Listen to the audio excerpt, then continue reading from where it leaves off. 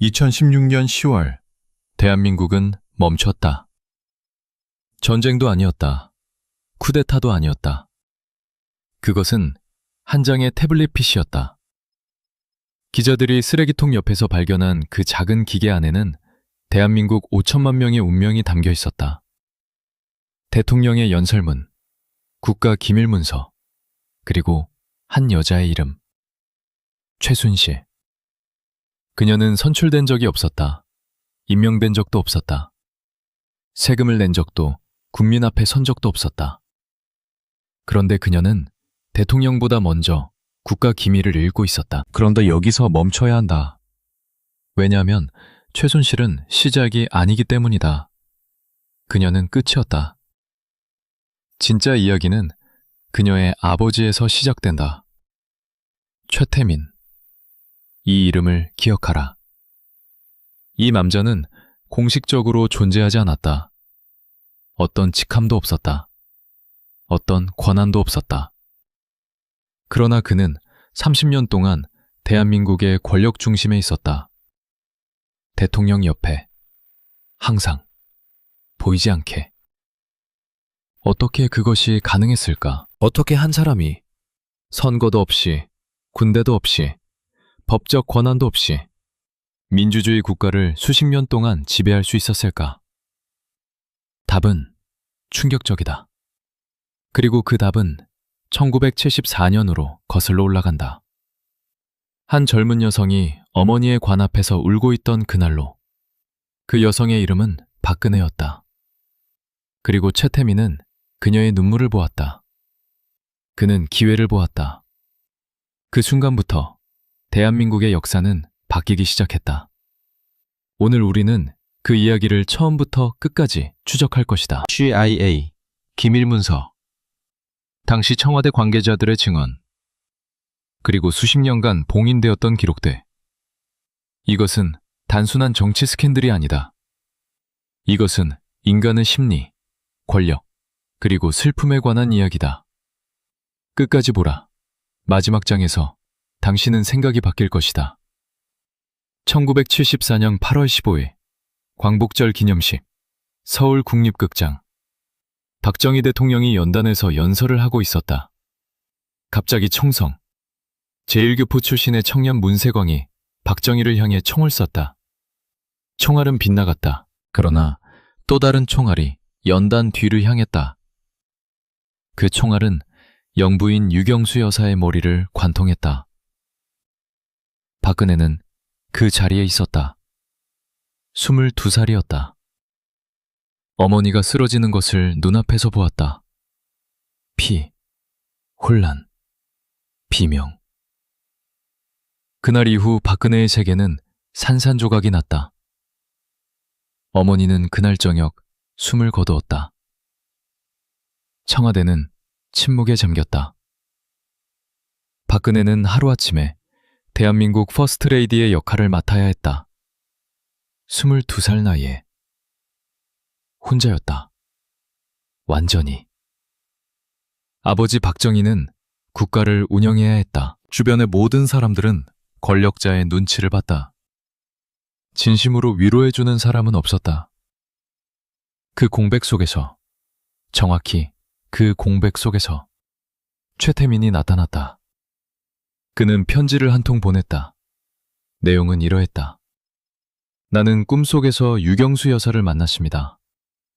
여사께서는 딸 그네가 걱정된다고 하셨습니다. 내가 그녀를 도와야 한다고 하셨습니다. 보통 사람이라면 이 편지를 받고 문을 닫았을 것이다. 사기꾼이라고 생각했을 것이다. 그러나 박근혜는 달랐다. 그녀는 어머니가 그리웠다. 어머니의 목소리가 그리웠다. 그 편지는, 그 터무니없는 편지는 그녀에게 어머니의 메시지처럼 느껴졌다. 그녀는 문을 열었다. 그리고 그 문은 30년 동안 닫히지 않았다. 최태민은 누구였는가? 그의 배경을 추적하면 할수록 이야기는 더 기이해진다. 그는 불교 승려였다. 그 다음엔 가톨릭 신부를 자처했다. 그 다음엔 자신이 직접 종교를 창설했다. 이름은 영세교. 그는 자신이 예수와 석가모니와 단군의 환생이라고 주장했다. 동시에 3명 모두. 보통 이런 말을 하는 사람은 아무도 믿지 않는다. 그러나 최태민은 달랐다. 그에게는 무언가가 있었다. 눈빛, 목소리, 사람의 내면을 꿰뚫어보는 능력. 그리고 그는 대한민국에서 가장 취약한 사람을 찾아냈다. 최태민의 본명은 최태민이 아니었다. 그는 살면서 이름을 여러 번 바꿨다. 이것 자체가 이미 경고 신호였다. 그는 1912년에 태어났다. 일제강점기 시절이다. 그의 초기 삶에 대한 기록은 거의 없다. 의도적으로 지워진 것처럼. 확인된 사실만 추려보면 이렇다. 그는 여러 번 결혼했다. 최소 5명의 아내가 있었다는 기록이 있다. 그는 종교를 옷처럼 갈아입었다. 그리고 그가 가는 곳마다 돈과 여자와 스캔들이 따라다녔다. 그런데 1975년 이 남자가 갑자기 대한민국 권력의 중심으로 들어온다. 경로는 단 하나였다. 박근혜. 그녀와 만난 이후 최태민의 삶은 완전히 달라졌다. 그는 박근혜가 명예총재로 있던 새마음 봉사단의 실질적 운영자가 되었다. 새마음 봉사단은 당시 전국적인 관제단체였다. 수백만 명의 회원, 막대한 자금. 그 자금의 흐름을 최태민이 쥐고 있었다. 당시 중앙정보군은 최태민을 주시하고 있었다. 내부 보고서에는 이런 내용이 적혀 있었다. 최태민은 박근혜와 비정상적인 관계를 유지하며 국가 자원을 사적으로 유용하고 있다. 즉각적인 조치가 필요하다. 이 보고서는 박정희 대통령에게 올라갔다. 박정희는 딸을 불러 물었다. 박근혜는 최태민을 옹호했다. 보고서는 묻혔다. CIA도 움직였다. 1976년 미국 중앙정보국의 외교전문에는 이런 문장이 등장한다. 최태민은 박근혜에게 라스푸틴과 같은 영향력을 행사하고 있는 것으로 보인다. 라스푸틴. 러시아 제국의 마지막 황후 알렉산드라를 지배했던 그 수수께끼의 인물. CIA는 1970년대 한국에서 같은 구조를 보고 있었다. 그리고 아무것도 바뀌지 않았다. 왜 박근혜는 그를 믿었을까? 심리학자들은 이것을 외상후 애착이라고 부른다. 극도의 충격과 상실을 경험한 사람은 강렬한 확신을 가진 타인에게 비정상적으로 의존하게 된다. 최태민은 이것을 본능적으로 알았다. 그는 박근혜에게 어머니의 메시지를 전달하는 통로를 자처했다. 그것이 사실인지 아닌지는 중요하지 않았다. 박근혜가 믿었다. 그것으로 충분했다. 1979년 10월 26일 궁정동 안가. 박정희 대통령이 중앙정보부장 김재규의 총에 맞아 쓰러졌다. 18년간의 독재가 총성 하나로 끝났다. 대한민국은 혼돈에 빠졌다. 계엄령, 군부의 움직임, 거리의 시위. 그러나 청와대 안의 한 여성에게 그날 밤은 다른 의미였다. 박근혜는 또다시 혼자가 되었다. 아버지마저 잃었다. 5년 전 어머니를 잃은 것처럼 같은 방식으로, 총성으로. 인간의 심리에는 한계가 있다. 2번의 암살, 2번의 상실, 2번의 피. 이것을 겪은 사람에게 세상은 더 이상 안전한 곳이 아니다. 그리고 그 불안의 깊이만큼 최태민의 존재는 더 단단해졌다. 박근혜가 무너질 때마다 그는 나타났다.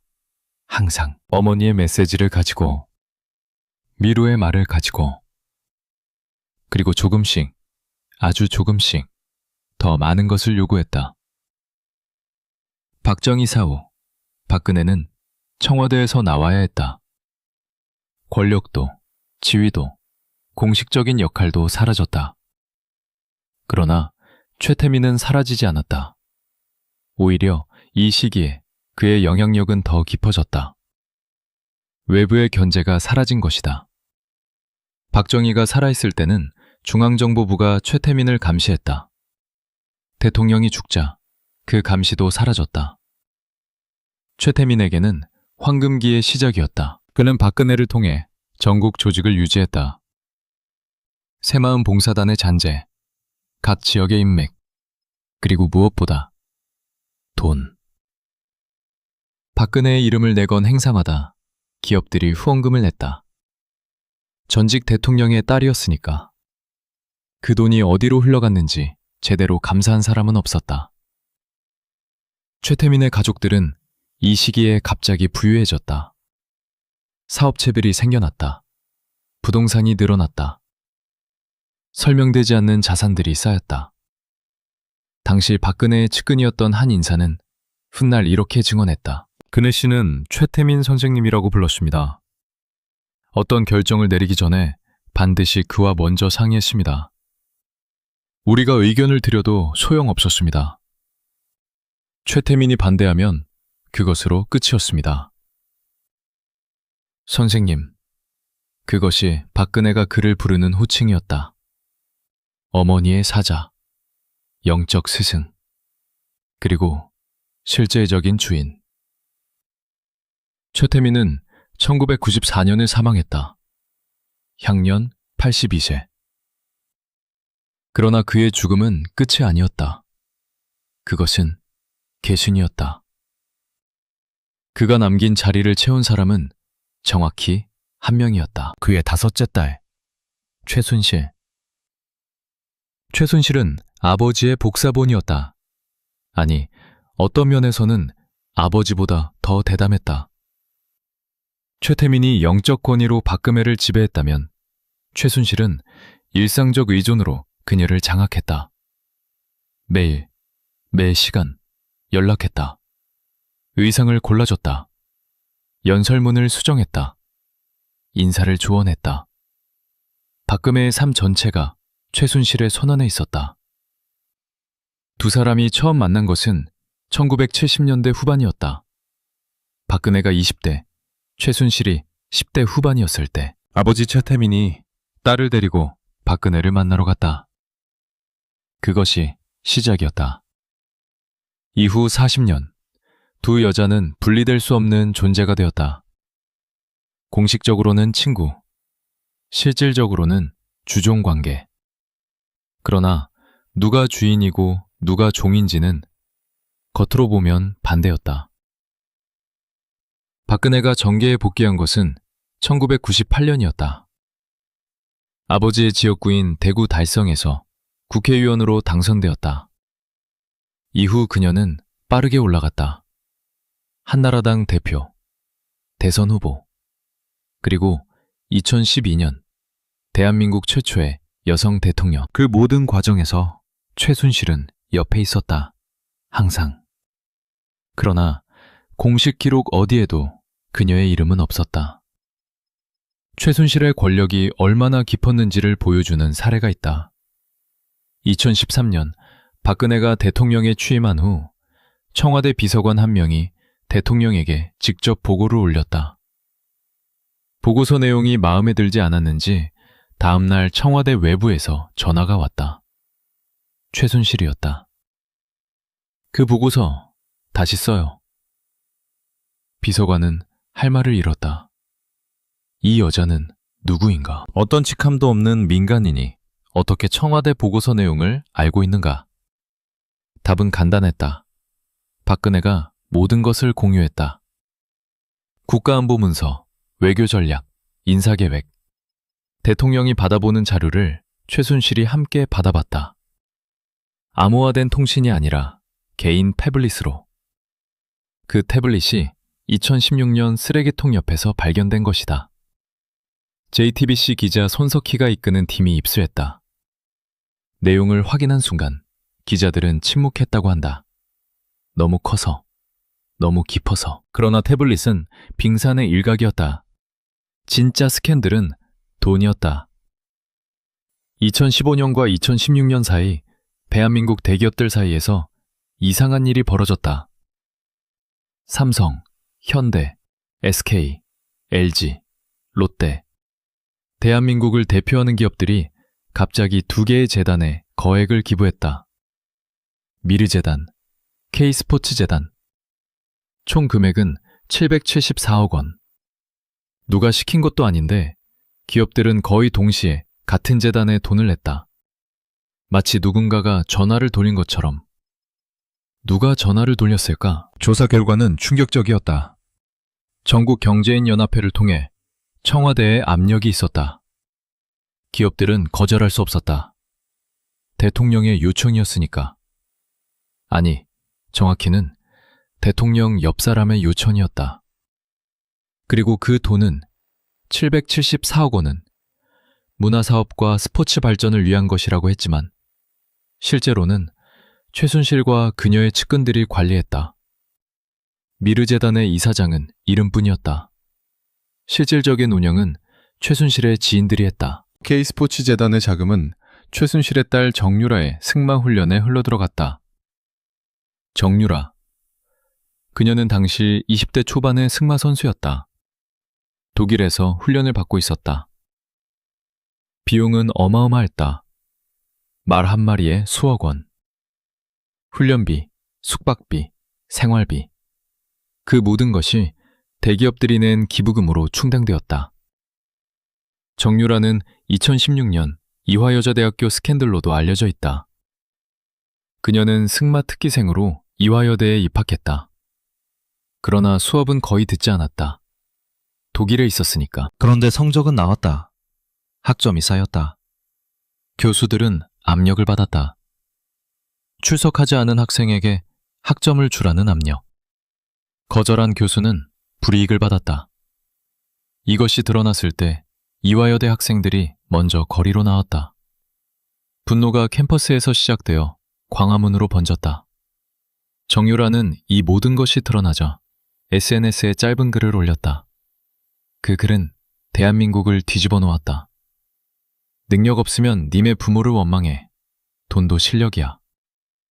이 문장 하나가 모든 것을 설명했다. 이 가족이 세상을 어떻게 보는지, 권력을 어떻게 쓰는지, 그리고 법과 규칙이 자신들에게는 적용되지 않는다고 얼마나 확신하는지. 수사가 시작되었다. 검찰이 움직였다. 특별검사가 임명되었다. 그리고 조사할수록 돈의 흐름은 더 넓게, 더 깊게 이어졌다. 삼성 이재용 부회장이 직접 개입되어 있었다. 승마 지원 명목으로 삼성이 최순실에게 제공한 금액만 수백억 원. 뇌물인가 후원인가. 법정에서의 논쟁은 길었다. 그러나 국민들의 판단은 이미 내려져 있었다. 광화문 광장에 촛불이 켜졌다. 처음에는 수만 명이었다. 다음 주에는 수십만 명이었다. 그 다음 주에는 100만 명이 넘었다. 영하의 날씨. 사람들은 손이 얼어붙어도 촛불을 내려놓지 않았다. 그들이 요구하는 것은 단 하나였다. 진실, 그리고 책임. 그러나 청와대는 침묵했다. 박근혜는 처음에는 사과했다. 그 다음에는 부인했다. 그 다음에는 아무 말도 하지 않았다. 마치 세상에 자신을 건드릴 수 없다고 믿는 것처럼. 30년 동안 그래왔으니까. 최태민이 가르쳐준 것처럼. 믿어라. 의심하지 마라.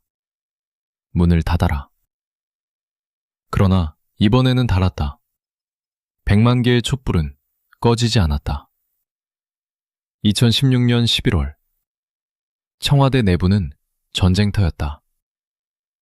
비서관들은 서로 눈을 피했다. 장관들은 전화를 받지 않았다. 대통령은 집무실에 틀어박혀 있었다. 밖에서는 매주 토요일마다 광화문 광장이 불빛으로 가득 찼다. 100만, 150만, 200만. 숫자는 계속 커졌다. 그러나 청와대 안에서는 아무것도 바뀌지 않았다. 박근혜는 여전히 최순실과 통화했다. 수사가 시작된 이후에도. 검찰이 최순실을 소환했다. 그녀는 독일에 있었다. 딸 정유라와 함께. 처음에는 돌아오지 않겠다고 했다. 그러나 대한민국 전체가 끓어오르는 상황에서 버티는 것도 한계가 있었다. 그녀가 인천공항에 도착하던 날, 취재진이 수백 명이었다. 카메라 플래시가 쏟아졌다. 최순실은 고개를 숙이고 차에 탔다. 그 짧은 장면이 전국에 생중계되었다. 검찰 조사에서 드러난 사실들은 예상을 뛰어넘었다. 최순실은 단순히 대통령의 친구가 아니었다. 그녀는 사실상 그림자 대통령이었다. 청와대에서 작성된 연설문 중 상당수가 최순실에게 사전 전달되었다. 그녀는 문장을 고치고 단어를 바꾸고 때로는 아예 새로 썼다. 외교문서도 예외가 아니었다. 한미 정상회담 준비 문서, 북핵 대응 전략. 이 모든 것이 민간인 최순실의 손을 거쳤다. 더 충격적인 것은 인사였다. 장관 후보를 결정하는 과정에서 최순실이 개입했다는 증언이 나왔다. 어떤 비서관은 이렇게 말했다. 후보 명단을 올리면 청와대 내부가 아니라 외부에서 피드백이 왔습니다. 이 사람은 되고 저 사람은 안 된다고. 처음에는 어디서 오는 말인지 몰랐습니다. 나중에 알았습니다. 최순실이었습니다.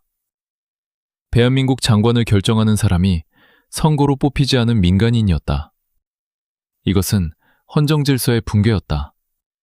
그러나 가장 충격적인 증언은 따로 있었다. 박근혜의 전 비서관 중 한 명은 이렇게 털어놓았다. 대통령께서는 중요한 결정을 앞두고 항상 위에서 어떻게 생각하시는지 여쭤봐야 한다고 하셨습니다. 위. 그 위가 누구인지 아무도 묻지 못했다. 모두가 알고 있었기 때문에. 살아있는 최태민의 후기자, 죽은 최태민의 목소리, 최순실. 박근혜는 기자회견을 열었다. 1차 사과. 모든 것이 제 불찰입니다. 그러나 구체적인 해명은 없었다. 국민들은 납득하지 못했다. 촛불은 더 커졌다. 2차 기자회견. 저는 사익을 추구한 적이 없습니다. 그러나 증거는 계속 나왔다. 국민들은 더 이상 말을 믿지 않았다. 광화문의 촛불 숫자가 말해주고 있었다. 200만 명이 넘는 사람들이 거리에서 외치고 있었다. 한 목소리로 박근혜는 퇴진하라. 2016년 12월 3일 국회에서 박근혜 대통령 탄핵소추안이 발의되었다. 여야를 막론하고 서명이 이어졌다. 같은 당 의원들도 등을 돌렸다. 대통령의 당이 대통령을 버렸다. 12월 9일 본회의 표결. 제적의원 300명 중 234명이 찬성했다. 압도적이었다. 그 순간 헌법재판소의 결정이 날 때까지 대통령 직무가 정지되었다. 박근혜는 청와대를 떠나지 않았다. 법적으로 직무만 정지된 것이지 거주는 할 수 있었다. 그녀는 거기 있었다. 청와대 안에. 혼자. 창밖으로 광화문의 불빛이 보이는 그 공간에서. 그 장면을 상상해보라. 권력의 정점에서 권력의 공백으로. 하루아침에. 헌법재판소 심리가 시작되었다. 매 길마다 광화문에는 두 무리가 모였다. 탄핵을 지지하는 촛불 집회와 탄핵에 반대하는 태극기 집회. 대한민국이 두 쪽으로 갈라졌다. 형제가 갈라졌다. 가족이 싸웠다. 같은 뉴스를 보고 완전히 다른 결론을 내리는 사람들. 그 균열은 최태민의 유산이 대한민국에 남긴 상처였다. 2017년 3월 10일 오전 11시 헌법재판소 이정미 재판관이 주문을 읽었다. 목소리는 떨리지 않았다. 피청구인 대통령 박근혜를 파면한다. 8명의 재판관 전원일치, 만장일치. 재판관 한 명도 반대하지 않았다. 대한민국 헌정사상 최초의 대통령 파면이었다. 청와대 앞 광화문 광장이 퍼졌다. 울음과 환호가 뒤섞였다. 어떤 사람들은 펄쩍 뛰었다. 어떤 사람들은 그 자리에 주저앉아 울었다. 수개월 동안 추위 속에서 촛불을 들고 서 있었던 사람들이었다. 그들이 이긴 것이었다. 그러나 모두가 기뻐하지는 않았다. 태극기 집회 쪽에서는 충격과 분노가 흘러넘쳤다. 그날 안국역 근처에서 충돌이 있었다. 노인 2명이 사망했다. 기쁨의 날이 비극의 날과 겹쳤다. 대한민국은 그날 하나였지만 또 하나가 아니었다. 박근혜는 파면 후에도 청와대를 떠나지 않았다. 이틀이 지나서야 나왔다. 삼성동 사저로 향하는 차 안에서 그녀는 지지자들을 향해 손을 흔들었다. 표정은 읽기 어려웠다. 슬픔인지, 분노인지, 허탈함인지, 아니면 그 세 가지 모두인지. 그 창밖으로 스쳐 지나가는 서울의 거리는 그녀가 어린 시절 알던 서울과 같은 도시였다. 그러나 완전히 다른 도시였다. 2017년 봄, 서울중앙지법. 대한민국 역사상 가장 많은 취재진이 몰린 재판들이 시작되었다. 박근혜 재판, 최순실 재판, 이재용 재판. 세 개의 법정이 동시에 돌아갔다. 그리고 그 세 법정을 연결하는 하나의 이름이 있었다. 최태민. 박근혜는 재판 내내 혐의를 부인했다. 나는 최순실에게 이용당한 피해자입니다. 그러나 검사들은 반박했다. 당신은 피해자가 아닙니다. 공범입니다. 법정 공방은 치열했다. 박근혜는 특유의 표정 없는 얼굴로 앉아 있었다. 메모를 적었다. 고개를 끄덕였다. 그러나 감정을 드러내지 않았다. 수십 년 동안 훈련된 얼굴이었다. 최순실은 달랐다. 그녀는 울었다. 소리를 질렀다. 나는 아무것도 모릅니다. 나는 그냥 친구였을 뿐입니다. 그러나 증거는 말했다. 수백 개의 문서, 수천 건의 통화기록, 수억 원의 자금 흐름. 이것은 단순한 우정이 아니었다. 재판 과정에서 드러난 가장 충격적인 사실 중 하나는 이른바 문고리 3인방의 증언이었다. 청와대, 대통령 측근 비서관 3명. 이들은 최순실이 청와대에 어떻게 접근했는지를 상세히 증언했다. 정문으로 들어오지 않았다. 항상 뒷문으로 왔다. 기록에 남기지 않았다. 방명록에도 없었다. 그녀는 청와대의 유령이었다. 공식적으로는 존재하지 않았지만 실질적으로는 어디에나 있었다.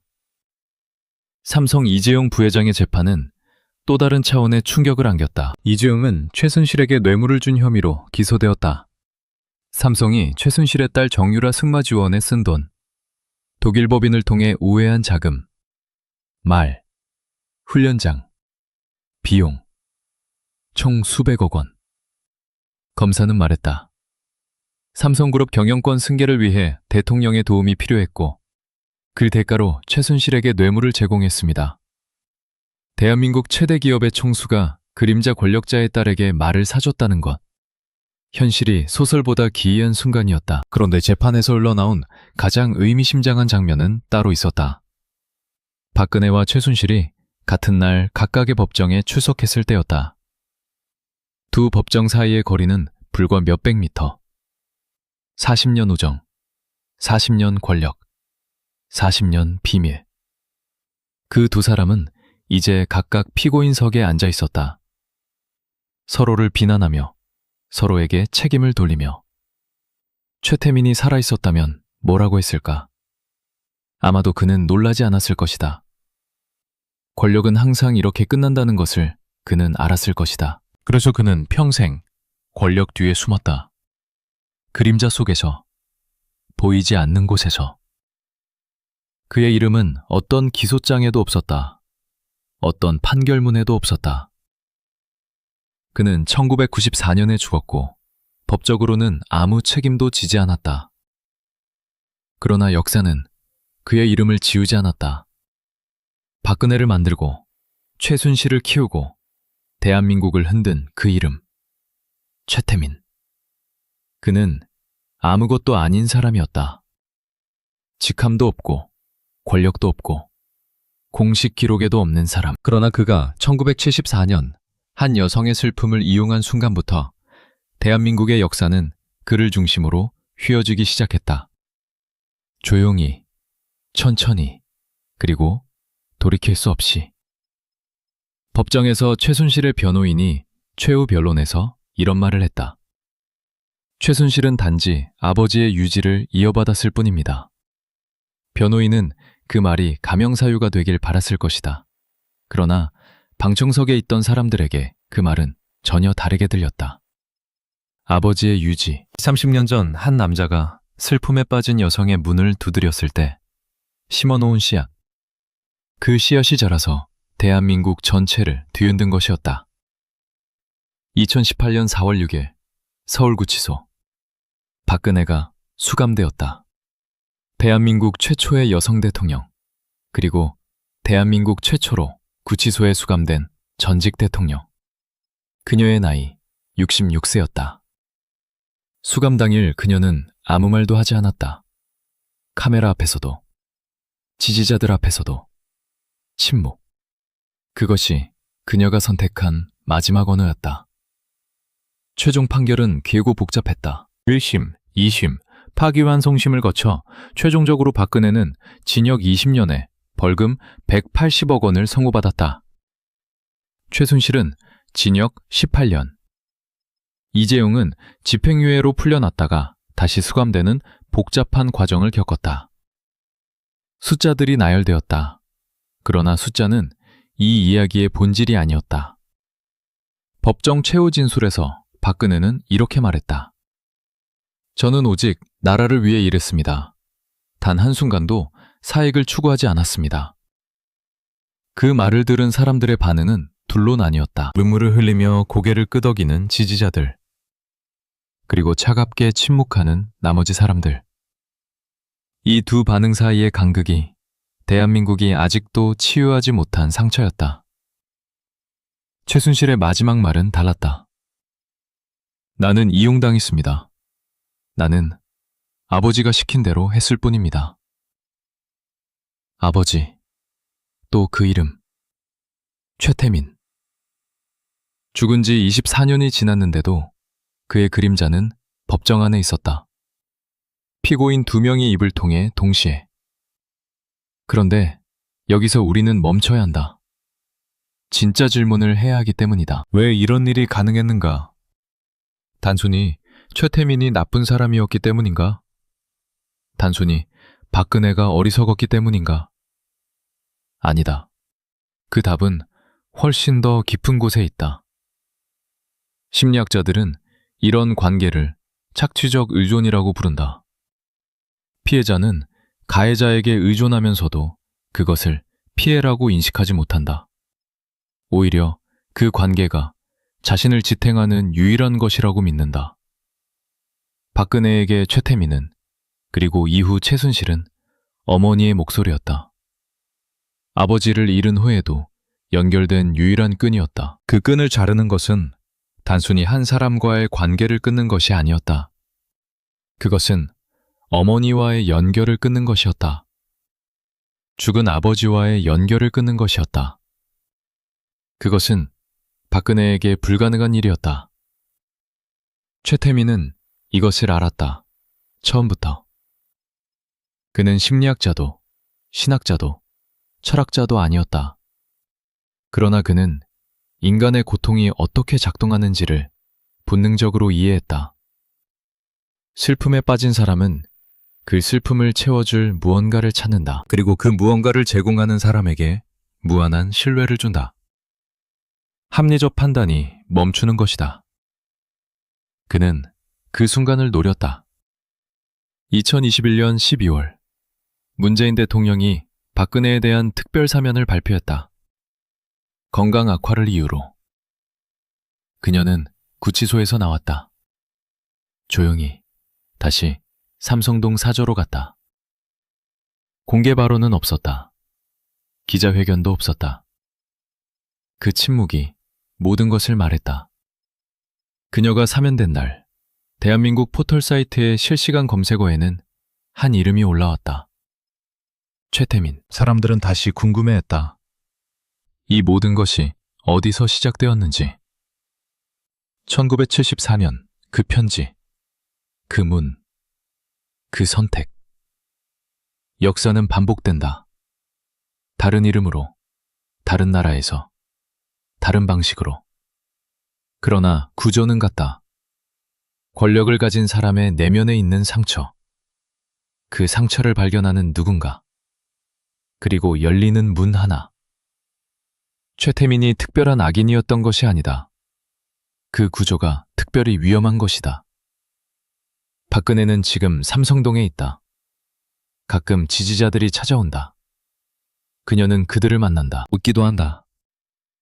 외부 세계와의 접촉은 최소화되어 있다. 어떤 의미에서 그녀의 삶은 1974년부터 지금까지 하나의 원을 그렸다. 어머니를 잃고 문을 열고 30년의 지배를 받고 권좌에 오르고 무너지고 침묵으로 돌아오는 원. 그 원의 중심에 항상 최태민이 있었다. 그가 남긴 것은 무엇인가? 딸 최순실은 수감되어 있다. 손녀 정유라는 승마를 계속한다. 최태민의 이름은 대한민국 현대사 교과서에 기록되었다. 그가 원하던 것이 이것이었을까? 아니면 그는 이보다 더 오래, 더 깊게 지배하려 했을까? 우리는 알 수 없다. 그는 죽었다. 그리고 죽은 사람은 말하지 않는다. 그러나 그가 살아있는 동안 한 행동들은 말한다. 선명하게. 그는 대한민국 역사상 가장 이상한 권력자였다. 공식 직함 하나 없이, 국민의 투표 없이, 헌법적 근거 없이, 오직 한 사람의 슬픔 위에 세운 권력으로 나라를 움직인 남자. 마지막으로 한 가지만 말하겠다. 1974년 그 편지를 받았을 때 박근혜는 어머니가 그리웠다. 그 그리움은 진짜였다. 그 고통은 진짜였다. 그리고 그것을 이용한 최태민의 행위는 아무리 시간이 지나도 용서받기 어려운 것이다. 왜냐하면 그것은 단순한 사기가 아니었기 때문이다. 그것은 가장 인간적인 감정, 가장 순수한 슬픔을 무기로 삼은 것이었기 때문이다. 문은 왜 열렸는가? 슬펐기 때문이다. 그리웠기 때문이다. 인간이었기 때문이다. 그리고 그것이 이 이야기에서 가장 슬픈 진실이다.